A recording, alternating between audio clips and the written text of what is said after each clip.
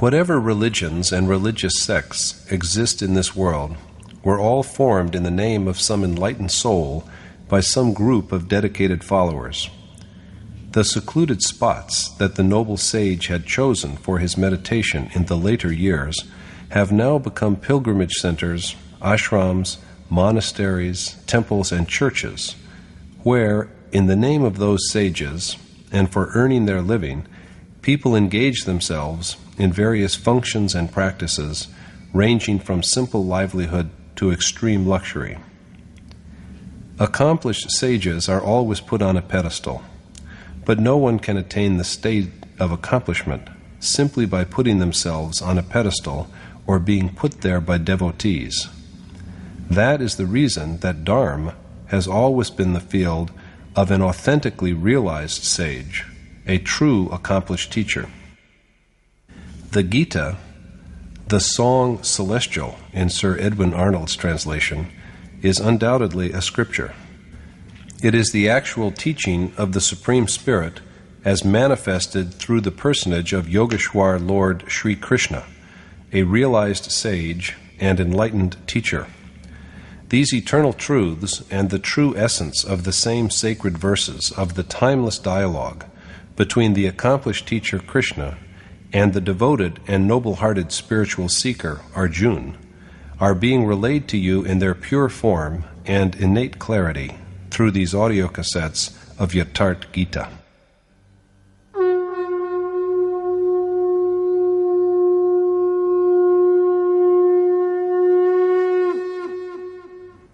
Om Shri Paramatmane Namaha.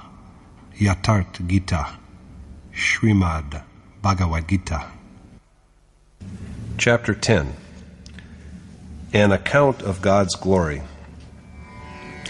In the last chapter, Krishna revealed the mysterious and definitely propitious knowledge that is the monarch of all knowledge.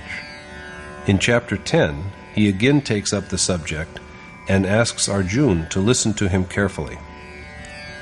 But what is the need of repeating something that has already been elucidated?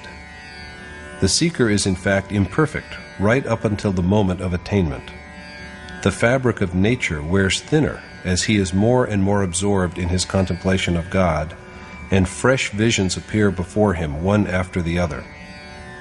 This is made possible through a sage's, an accomplished teacher's, guidance. He does not and cannot know them by himself.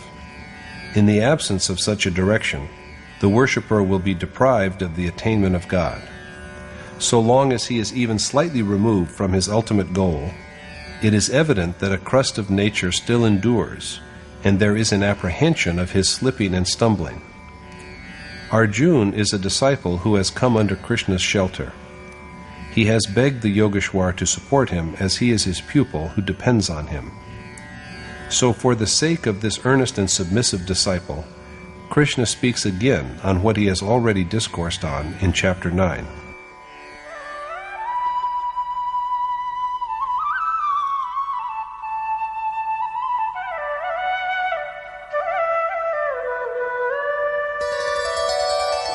Bhuya eva mahabaho shrinu me paramam vachah yatteham priyamanaya vakshami hitakamyaya. The Lord said, "Listen again, O the mighty-armed Arjuna, to the mystic and compelling words I am about to speak because of my concern for the good of a beloved pupil.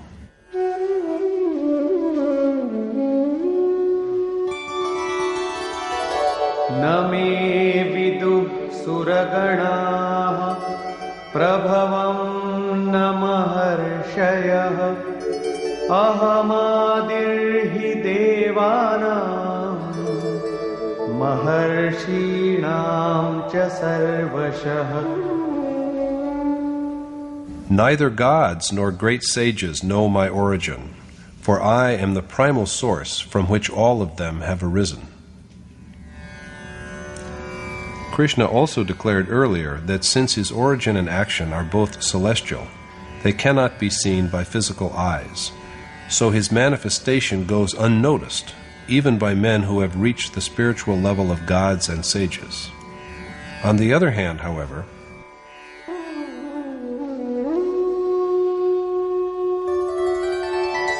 Yo mamajamanadim vetti lokamaheshwaram asammudha samartyeshu sarvapapai pramuchyate. the wise man among mortals, who knows my reality as the birthless, eternal, and supreme God of the entire world, is freed from all sins. The man who knows this is a man of true wisdom. In other words, a clear awareness of the omnipresent, eternal God is the knowledge that liberates one from sin and rebirth. This achievement also is a gift from Krishna.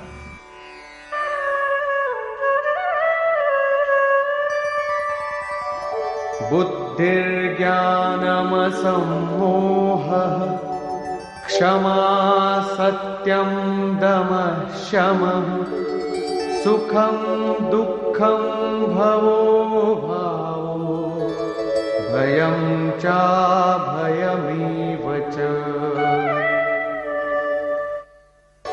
ahimsa samata tushtihi tapodanam yasho yashah bhavanti bhava bhutanam matta eva prithak vidhaha. All the manifold qualities with which beings are endowed, will, knowledge, freedom from delusion, forgiveness, truth, restraint of senses and mind, happiness and unhappiness, creation and destruction, fear and fearlessness, as well as abstinence from the desire to harm, equanimity of mind, contentment, penance, charity, fame and ignominy, are provided by none but me. Firmness of purpose, knowledge, dedication to the goal, suppression of the mind and senses, inner happiness, the pains of the spiritual way, awakening of God within the self, total dissolution at the moment of realization, fear of the disciplining power of God, fearlessness of nature, conduct that does not degrade, equanimity in which there are no conflicts, contentment, penance in keeping with the needs of the goal, self-abnegation, and putting up equally with both honor and humiliation on God's way. All these propensities are of Krishna's making. These are the qualities that characterize the way of divine contemplation. In their absence, there remains only the ill-gotten horde of devilish instincts.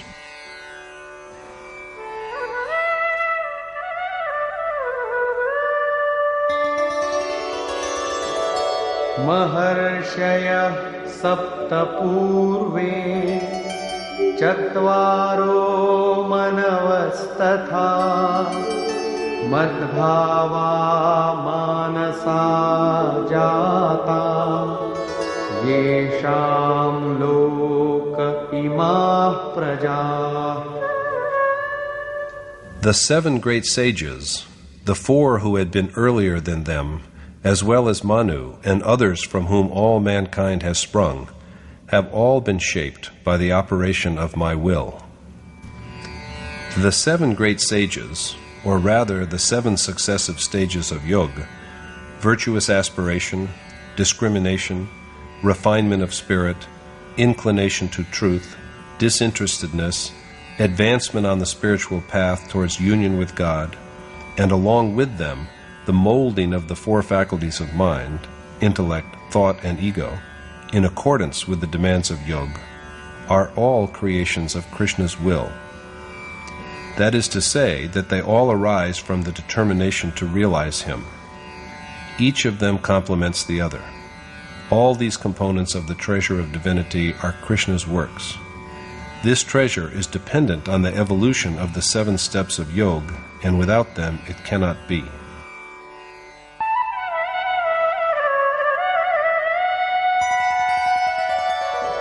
एतां विभूतिं योगं च मम यो वेत्ति तत्त्वतः सोऽविकम्पेन योगेन युज्यते नात्र संशयः. The one who knows the reality of my exalted magnificence and the might of my yoga doubtless partakes of my nature by becoming one with me through meditation. The man who learns of the excellence of yoga and the glories of Krishna by direct perception is united with him and abides in him. There is not even the least doubt about this. The steady, untrembling flame of a lamp where there is no wind is an apt illustration of the subdued mind of a yogi. Avikampan in the verse refers to such an analogy.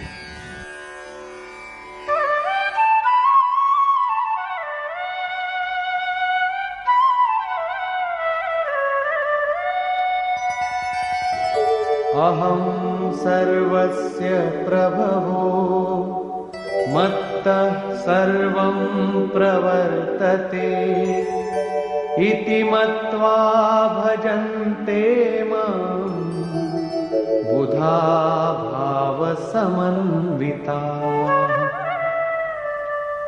Aware of the reality that I am the source of all creation, as also the motive that stirs it to effort, and possessed of faith and devotion, wise men remember and worship only me. It is at Krishna's behest that the entire world is spurred to action. This implies that he is also the doer of whatever yogi do in keeping with his nature.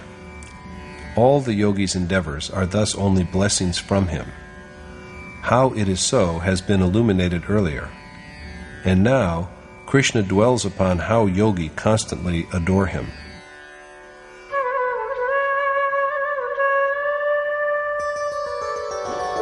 मच्चित्ता मद्गत प्राणा बोधयन्तः परस्परं कथयन्तश्च मां नित्यं तुष्यन्ति च रमन्ति च. They who anchor their minds on me, sacrifice their breath to me, and are contented with speaking only of my greatness among themselves, always dwell in me. Men who devote their minds to Krishna alone, without thinking of anything other than him, and who dedicate themselves to him heart and soul, are always conscious of his ways. They are happy singing hymns of praise of his glories, and always abide in him.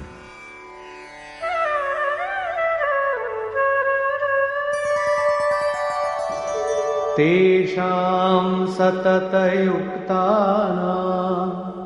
भजतां प्रीतिपूर्वकं ददामि बुद्धियोगं तं येन मामुपयान्ति ते. I bestow upon the devotees, who always remember me and adore me with love, that discipline of yoga, by learning which they attain to none but me. So the awakening of yoga in worshippers is also a gift from God. It depends upon his assuming the role of a charioteer. The following verse points to the way by which a sage and noble teacher like Krishna blesses his devotee with the knowledge that initiates him into yoga.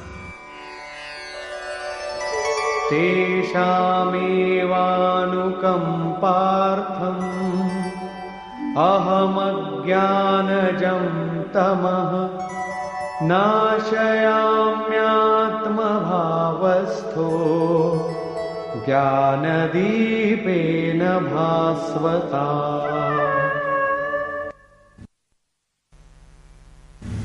To extend my grace to them, I dwell in their innermost being and dispel the gloom of ignorance by the radiance of knowledge. Krishna stands inseparably by the worshipper's self as a charioteer to destroy spiritual ignorance. Worship does not really commence until, through a sage who has known God, the Supreme Spirit himself has come awake in the worshipper's soul and taken upon himself the task of guidance from one instant to another, as also of restraining and disciplining him, and escorting him safely across the incongruities of nature. At this stage, God begins to command from all sides, but at the beginning, it is through an accomplished sage that he speaks.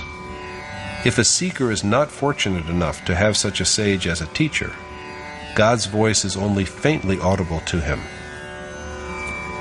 The charioteer, whether he is the worshipped deity or a teacher preceptor, or God himself, is the same. When the charioteer has awakened in the worshipper's self, his dictates are received in 4 ways. At first, there is the experience that is related to gross breath, of the infusion into it of a thought that was earlier not in it. When a worshipper sits in meditation, he is confronted with a number of questions. When is his mind going to be truly absorbed? To what extent is it already absorbed? When does his mind desire to escape from nature, and when has it strayed from the path? The answers to these questions are signaled every moment by the adored God through physical reflexes. Twitching of limbs is an experience related to breath, and it appears simultaneously at more than one point, even within a moment. If the mind has deviated, these signals are transmitted minute after minute. But these signals are received only if the devotee holds on to the form of the worshipped godlike teacher with undeviating firmness. Reflex actions, such as twitching of limbs, are a much too frequent experience of ordinary beings because of the clash between their contradictory impulses. But these have nothing to do whatsoever with the signs that are transmitted to worshippers who are wholly dedicated to the sublime object of their worship. The other experience is connected with the awakening of breath in dreams. Ordinary men dream according to their desires, but when a worshipper cleaves to God, even dreams are transformed into divine instructions.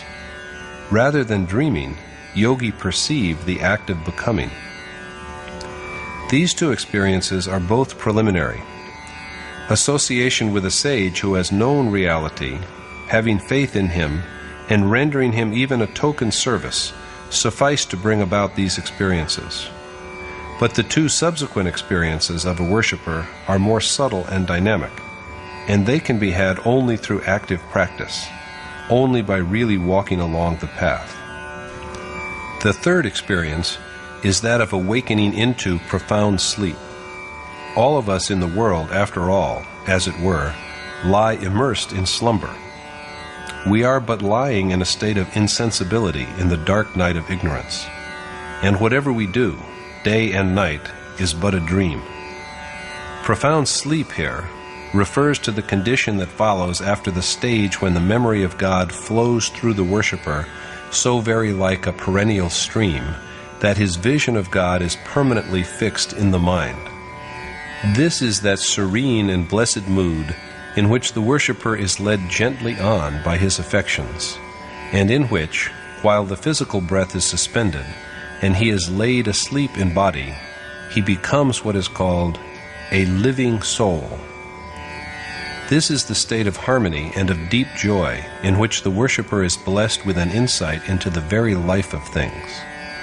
In such a condition, the worshipped God transmits yet another signal, which manifests itself in the form of an image that is in consonance with the yogi's prevailing mood and provides the correct direction, thus acquainting him with the past and the present. My revered teacher would quite often tell us that even like the surgeon who first renders a patient unconscious and then cures him by the application of a suitable remedy, God, when the flame of worship is strong and steady, imbues the devotee with awareness of the state of his faith and worship to cure his spiritual sickness. The fourth and final experience is of the spiritual awakening that leads to evenness of breath. This is the state in which the worshipper is on par with that God whose thought he has fixed his mind on as on a tangible object. This realization arises from within the self, and once this awakening has taken place, at every moment, while sitting idly or up and active, the worshipper previsions occurrences that shall be, and thus gains omniscience. This is the state also in which there arises a sense of oneness with the embodied self. This final experience is generated when the darkness of ignorance is dissipated by the light of knowledge through the agency of a timeless and unmanifest sage who has awakened in his soul. Arjuna then speaks to Krishna.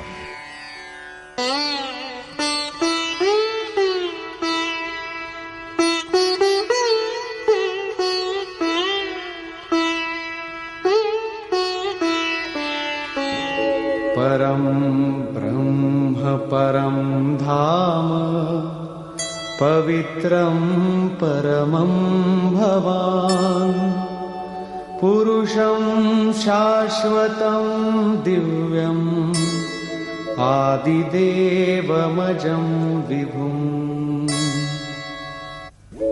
Ahustvam Rishayah Sarve Devarshir Naradastatha Asito Devalo Vyasah Swayam Chaiva Bravishimi.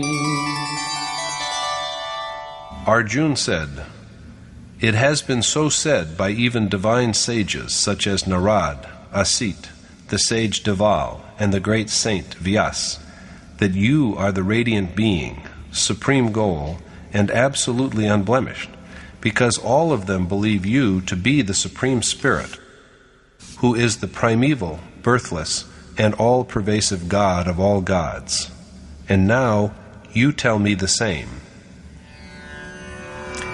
Radiant being and the word birthless are here synonyms for God and the final state of perfect bliss.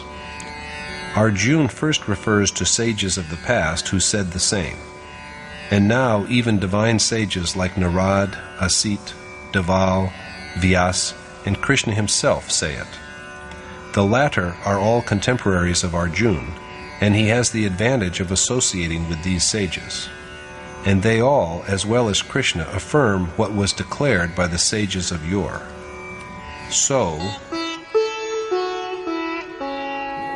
Sarvametadritam manye yanmam vadasi Keshava nahi te bhagavan vyaktim vidur devana danava. I believe, O Keshav, all that you have told me to be true, and, O Lord Krishna, that it is known to neither demons nor gods. And Swayamevatmanatmanam Vedtattvam Purushottama Bhuta Bhavana Bhutesha Deva Deva Jagatpate. O Supreme Lord, O Creator and God of all beings, O God of gods and Master of the worlds, I believe that this is known to you alone. This truth, which is known to Krishna, the Creator of all beings and their God, is also made known to those souls who are awakened and lit up by their consciousness of Him. So the knowledge of worshippers is really His knowledge. Vaktumarhasya sheshena divyayatma vibhutayah yabhir vibhutibhir lokan imam stvam vyapya tisthasi. So you alone are capable of enlightening me well on your glories by which you pervade and dwell in all the worlds. Therefore, Katham vidyamaham yogin Svam sada parichintayan Keshu keshu cha bhaveshu Chintyosi bhagavan maya. how should I, O Yogeshwar, know you by incessant contemplation, and in what forms, O Lord, should I worship you? These questions are agitating Arjuna's mind. How should he know Krishna, a yogi? How should he meditate on him? And how should he remember him? Vistarenatmano yogam Vibhutim cha janardana Bhuyah kathaya triptehi Shrinvato nasti me mritam. And, O Janardhan, tell me again the power of your yoga and your exalted magnificence, for I am not yet sated by the honey of your utterances. Krishna has stated briefly at the beginning of this chapter what Arjuna wants to know again. Arjuna begs him to elaborate the same again at greater length, because his curiosity is not yet fully satisfied. Moreover, he also wishes to hear Krishna's words just for the sake of listening to them. Such is the sweet charm of the speech of God and of sages. No wonder, according to Goswami Tulsidas, one who is satiated with listening to the chronicle of Ram is bereft of sentiment. Until the worshipper has access to the desired God, his thirst for the substance of immortality remains. If someone sits down on the way before the point of attainment with the feeling that he knows all, he has in fact known nothing. It is evident then that his progress is about to be obstructed. So it is the seeker's duty that he holds on to directions from the adored God and turns them into practice.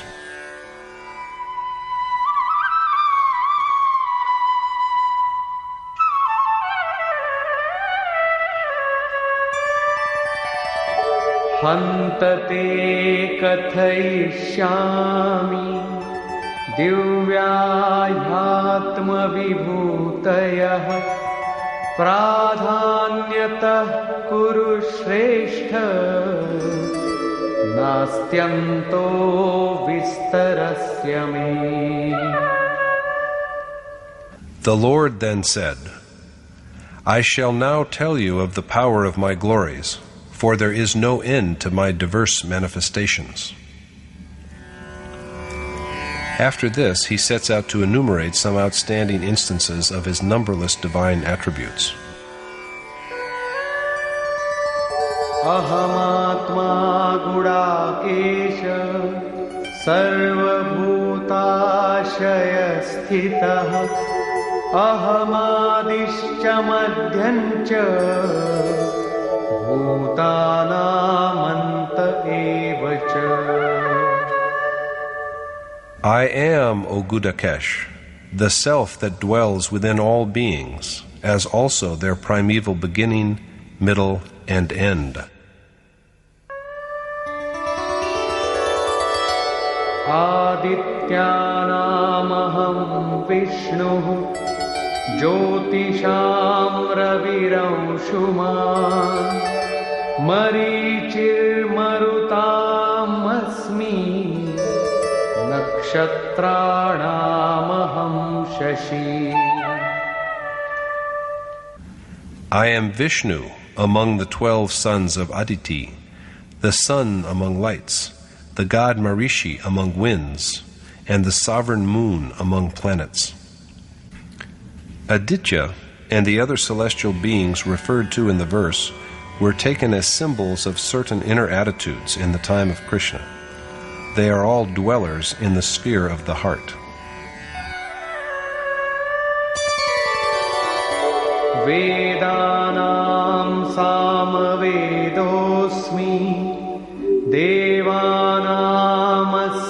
वासवः इन्द्रियाणां मनश्चास्मि भूतानामस्मि चेतना. I am also the Sam among the Ved, Indra among gods, the mind among senses, and the consciousness in beings. Among the Ved, Krishna is the Samved, for it is he whose song begets the state of equanimity. He is the Lord Indra among gods, and the mind among senses, for he is known only through restraint of the mind. He is also the power that gives beings their sense of awareness. Rudranam Shankarashchasmi Vittesho Yaksha Rakshasam Vasunam Pavakaschasmi Meruh Shikharinamaham. I am Shankar among Rudra, Kuber among demons and Yaksha, fire among Vasu, and the Sumeru among lofty mountains. Krishna is Shankar among Rudra. Shankar, Shankar, may be understood as the condition in which there are no doubts and irresolutions. In fact, Kuber, fire, and Sumeru are all metaphors for the discipline of yoga. They are all yogic terms.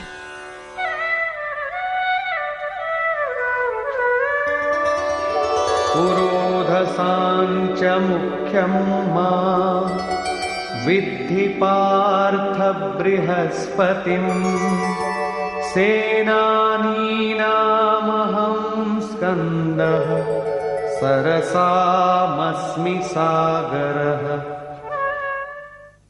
Be it known to you, O Parth Arjun, that I am among priests the chief priest, Brihaspati, Skand among martial chiefs, and the ocean among seas. Among priests who keep watch over the intellect that is like a gateway to the human body, Krishna is Brihaspati, the divine teacher of gods themselves, and so it is he who generates the treasure of divinity. Among martial commanders, he is Kartikeya, renunciation of action by which the destruction of animate and inanimate worlds, total dissolution, and the final attainment of God are effected. Maharshinam Bhriguraham Giramasmekamaksharam Yajnanam Japayagyosmi Sthavaranam Himalayah. I am Bhrigu among the great saints, Maharshi, Om among words, the Yagya of intoned prayers, Jap Yagya among Yagya, and the Himalaya among stationary objects. Krishna is Bhrigu among great sages. He is also Om, symbol of the Supreme Spirit among words. He is the Jap Yagya among Yagya. Yagya is the image of that special form of worship that enables a worshipper to be united with God. In summary, therefore, it is remembrance of the Supreme Spirit and recitation of His name.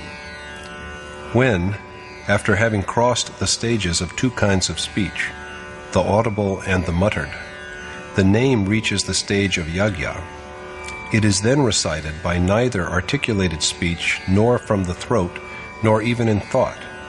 It then infuses every breath.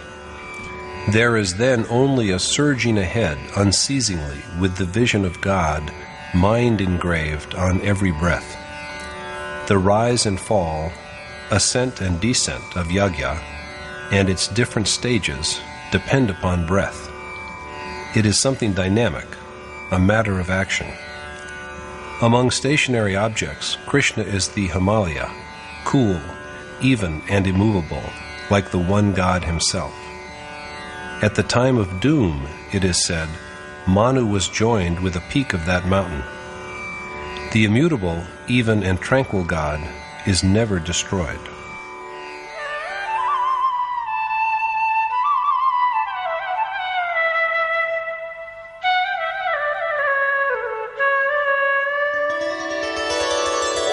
अश्वत्थः सर्ववृक्षाणां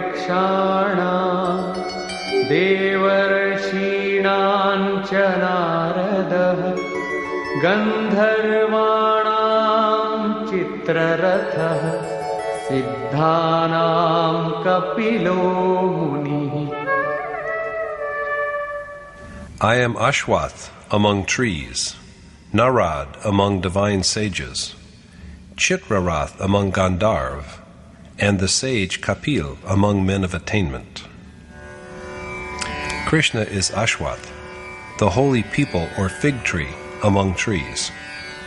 The world, which is not even sure of living until the symbolic tomorrow, is described as an inverted people or fig tree whose root, God, is above and whose boughs, nature, are spread below. This is not the ordinary people tree that is commonly worshipped, and it is in this sense that Krishna calls himself people among trees. Narad, Nade Randra, is Narad, has, on the other hand, such a sharp awareness that he can steadily hold on to the divine rhythm arising from breath. Among Gandharva, Krishna is Chitrarath, or that unique state in which the object of contemplation begins to be directly perceptible to the worshipper. Kapil is bodily manifestation. Krishna is that form as well as both the state as well as the immersion in that form, and also the divine message that is received from it.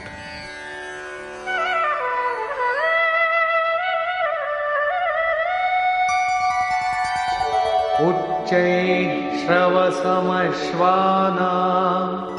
विद्धि माममृतोद्भवम् ऐरावतं गजेन्द्राणां नराणां च नराधिपम्. Know also that I am the nectar-born Uchashrav among horses, Airawat among pachyderms, and king among men. Every object in the world is perishable, and the self alone is indestructible. It is thus that Krishna is Uchashrav, Indra's horse that is said to have been churned out of the nectar that came from the ocean. A horse is a symbol of regulated motion. Krishna is the motion of the mind in its quest for the reality of the self. He is also king among men. A great soul is in fact a king, because he wants for nothing.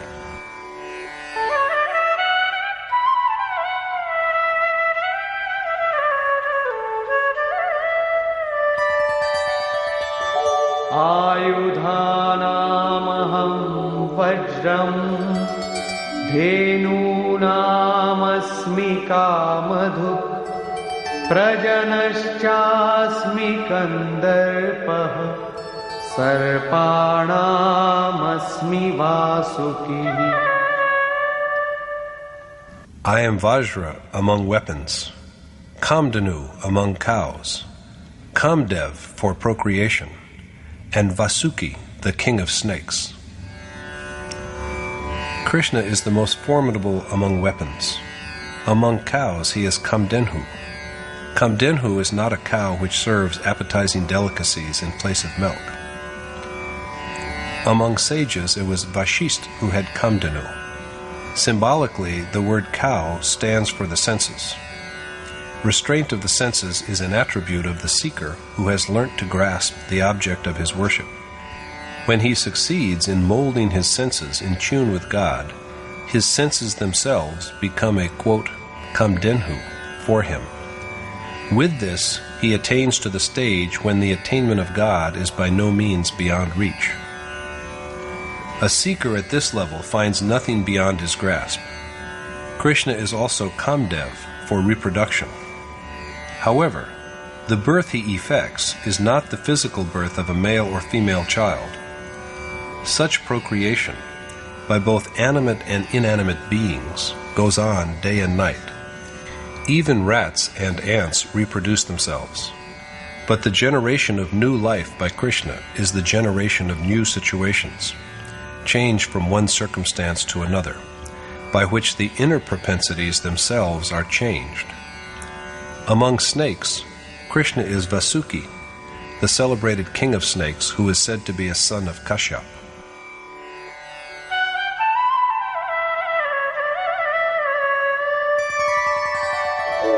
Anantaschasmi naganam varuno yadasamaham pitrinam aryama chasmi yamah sayamatamaham.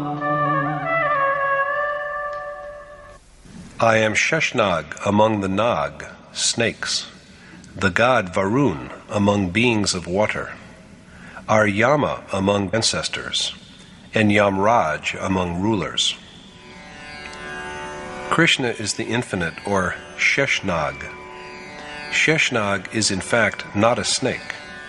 There is a description of its form in the composition called Srimad Bhagavad, which is contemporaneous with the Gita. According to it, Sheshnag is an embodiment of God's Vaishnavi or Vishnu power, which is stationed at a distance of 30,000 yojan from the earth, and on whose head the earth rests lightly like a grain of mustard. This is, in truth, a picture of the force of gravity between objects which keeps the stars and planets in their respective orbits. This force winds itself around all of them and holds them like a snake. This is the infinite that holds the earth also. Krishna says that he is that divine principle. He is also Varun, the king of amphibious beings, and are Yama among ancestors. Non-violence, truth, detachment, continence, and freedom from doubt are the 5 Yam, or moral restraints and observances. The word Ara represents the cutting off of the aberrations that appear in the way of their practice. Elimination of these evils brings to fulfillment the merits of actions done in a previous life, which then provides liberation from worldly bondage. Among rulers, Krishna is Yamraj, guardian of the restraints called Yam.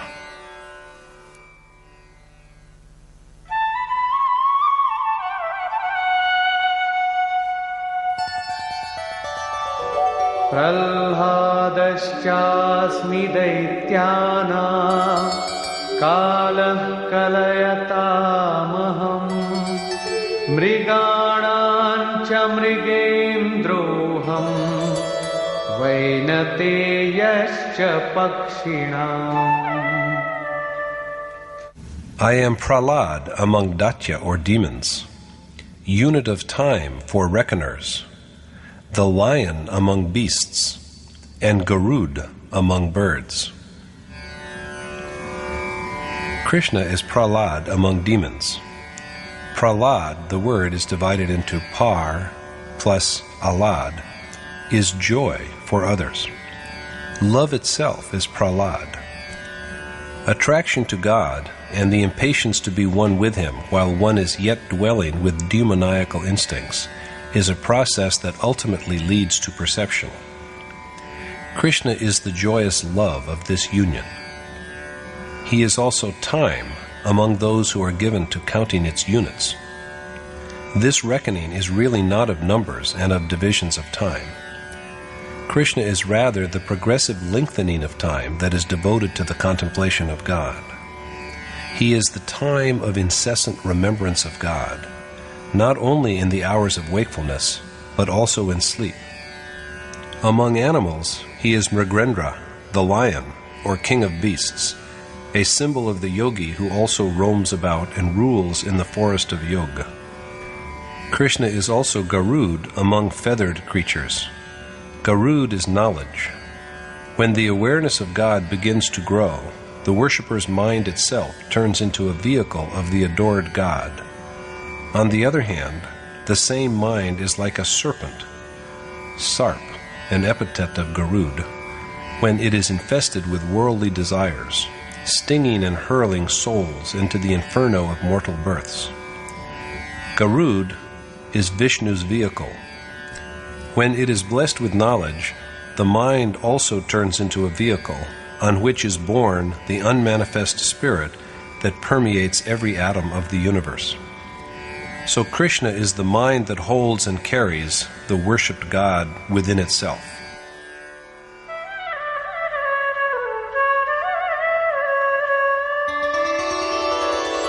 Pavana pavatamasmi Rama shastrabhitamaham Jhashanam makaraschasmi Srotasamasmi Janhavi. I am the wind among powers that refine, Ram among armed warriors, the crocodile among fishes, and the sacred Bhagirati Ganga among rivers. Krishna is the invincible Ram among wielders of weapons. Ram denotes one who rejoices. Yogi rejoice in knowledge. The signals received from the God they worship are their sole pleasure. Ram symbolizes that direct perception, and Krishna is that awareness. He is also the mighty crocodile among amphibian beings and the most sacred Ganga among rivers.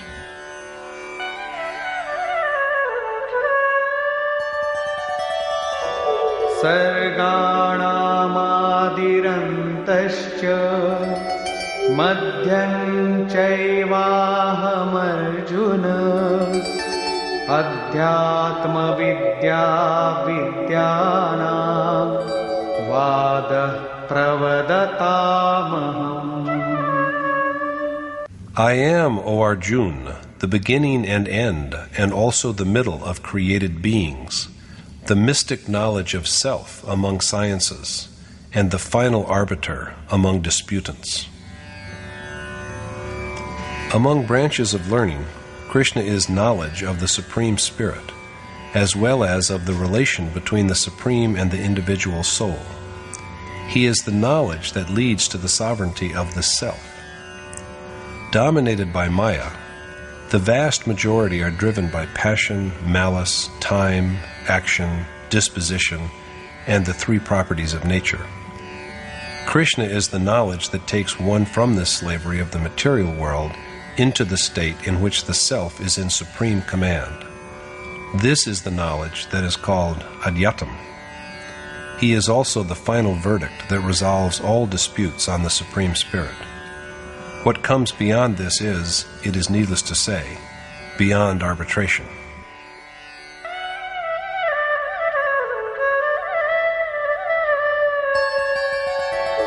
Aksharanamakarosmi dvandva samasikasya cha ahamevakshaya kalo dhataham vishvato mukha. I am the vowel akar among the letters of the alphabet, dvandva among compounds, the eternal Mahakal amidst mutable time, and also the God who holds and sustains all. Besides being the first sound of the sacred Om, Krishna is also the imperishable, immutable time. Time is always changing, but he is that state, that time, which takes one to the eternal God. He is also the omnipresent Spirit, Virat Swarup, who pervades and sustains all.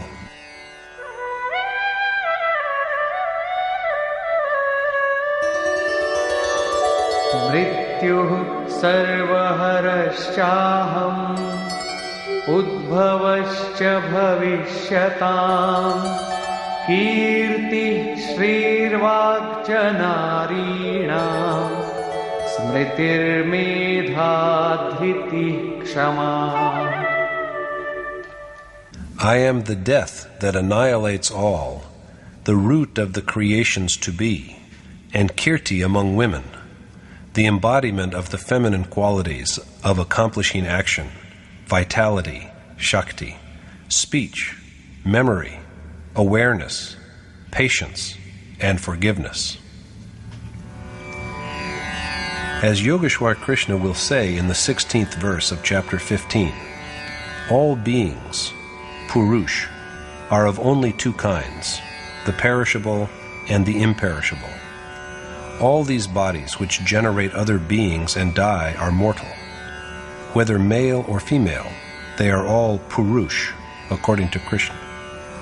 The other Purush is the imperishable cosmic spirit, who is perceived in the state when the mind has ceased to be. This is the reason why men and women equally can attain the supreme goal. The qualities of vitality, memory, awareness, and so on, pointed out in this 34th verse, are all feminine in principle.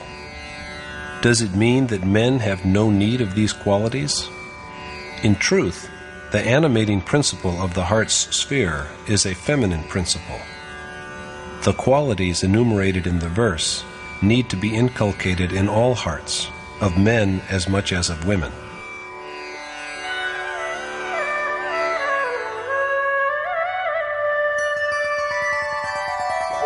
बृहत्साम तथा साम्ना Gayatri छन्दसामहम् मासानां मार्गशीर्षोऽहम् ऋतूनां कुसुमाकरः.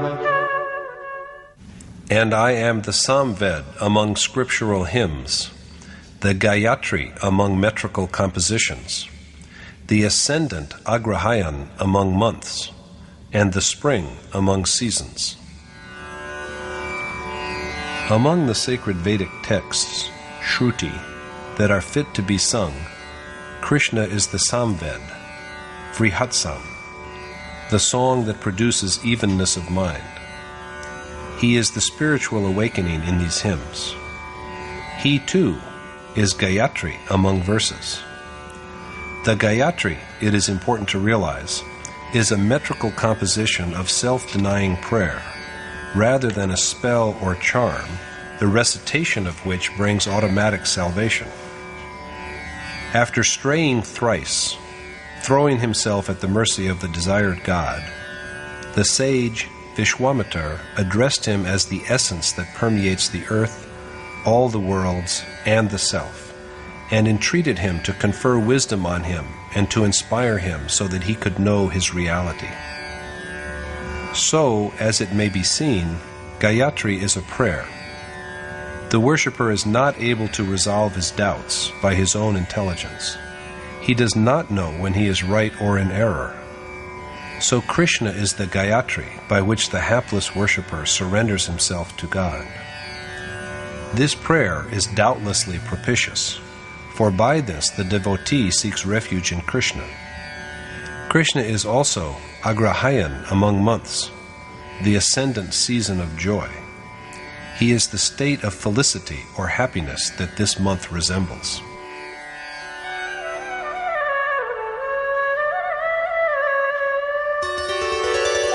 Yutam chalayatamasmi tejasvinamaham jayosmi vyavasayosmi sattvam sattvavatamaham. I am the deceit of cheating gamblers, the glory of renowned men, the victory of conquerors, the determination of the resolved, and the virtue of the pious.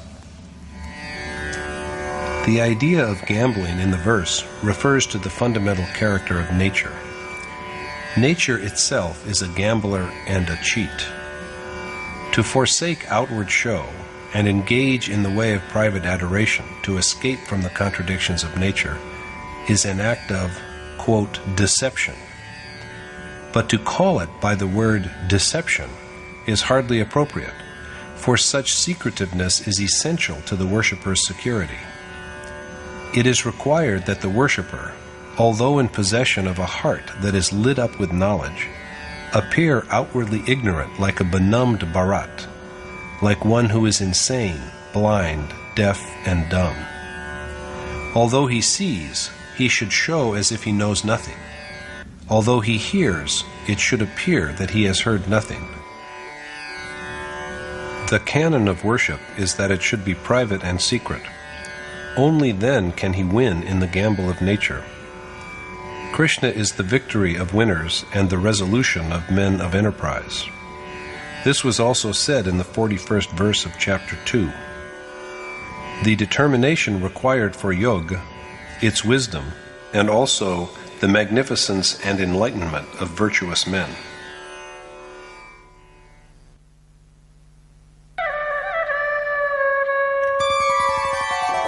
Vrishninam vasudevosmi Pandavanam dhananjayah Muninamapyaham vyasah Kavinamushana kavihi.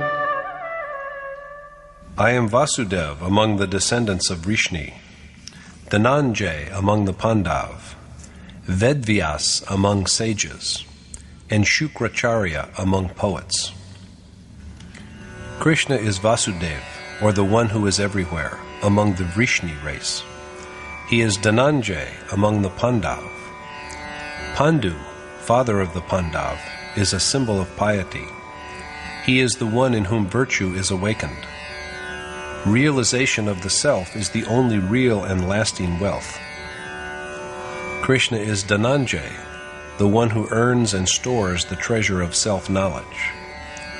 He is Vyas among sages. He is the sage who has the ability to express the idea of perfection.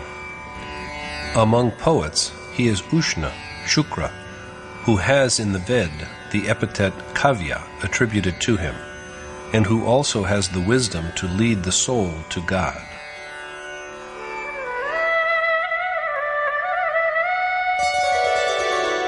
Dandodamayatam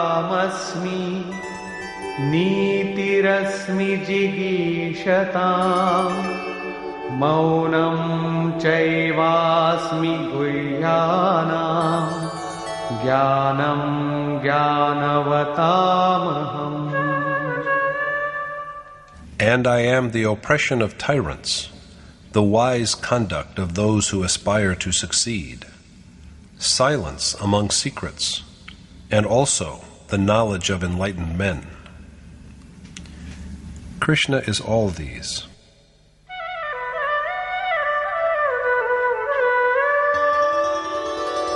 Yacchapi sarvabhutanam Bijam tadaham arjuna Na tadasti vina yatsyan Maya bhutam characharam. And, O Arjun, I am also the seed from which all beings have sprung up, because there is nothing animate or inanimate which is without my Maya.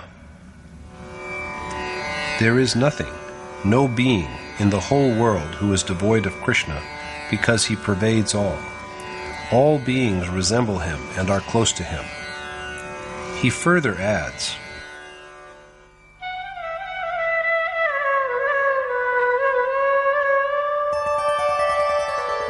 Nantosti mama divyana Vibhutinam parantapa Esha tu deshatah prokto Vibhuter vistaro maya. What I have told you, O Parantap Arjun, is only a brief abstract of my countless glories. So Arjun should regard whatever is endowed with magnificence, radiance, and might as having come forth from Krishna. This is what he is told now.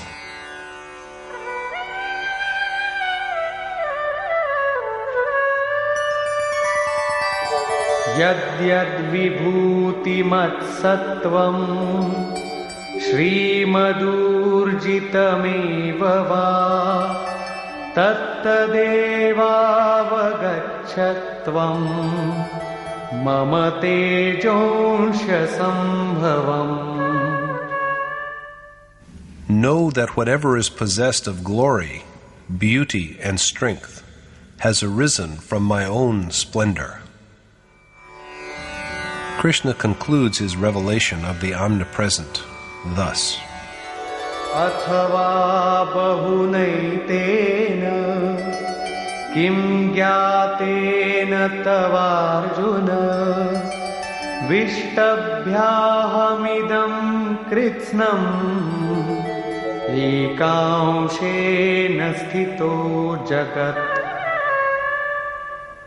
Or, instead of knowing anything more, O Arjun, just remember that I am here, and I bear the whole world with just a fraction of my power. Krishna's enumeration of his manifold glories by analogy does not imply that either Arjun or any one of us should begin to adore the beings and objects he has cited for illustration. The exercise is rather aimed at enlightening men who are inclined to the worship of other gods and goddesses, as well as of objects and creatures such as trees, rivers, planets, and serpents, that they have acquitted themselves well of their duties to all these divinities, objects, and beings by just adoring Krishna alone. Conclusion. At the beginning of the chapter, Krishna told Arjuna that he would instruct him again in what he had also told him before, because he was most dear to him. He was going to repeat the instruction, for a noble teacher's constant guidance is a necessity until the very moment of attainment. His origin, Krishna has said, is known to neither gods nor saints, because he is the primal source from which all of them are born. They do not know him because the universal state arising from attainment of the unmanifest God can be experienced only by those who have arrived at the supreme goal. He is a man of knowledge who knows Krishna, the birthless, eternal, and supreme God of the world, by direct perception. Arjuna requests him to enlighten him at length on the signs of his greatness. This is correct because the worshipper's impatient curiosity to listen to his adored God should remain until the very moment of fulfillment. Beyond this he cannot go, because he knows not what lies within the heart of God. Thereupon, Krishna has summarized to Arjuna 81 manifestations of his greatness.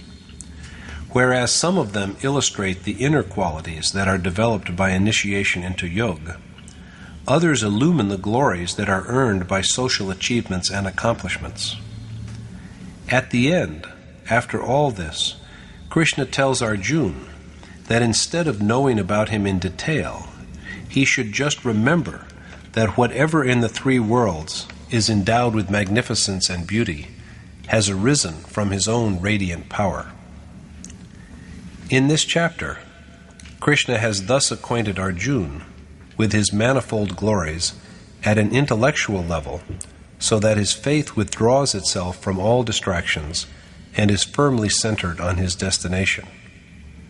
But even after listening to everything and comprehending them with much splitting of hairs, the essence of Krishna yet remains to be known, for the path leading to him is dynamic and can be trodden only by really embarking on action.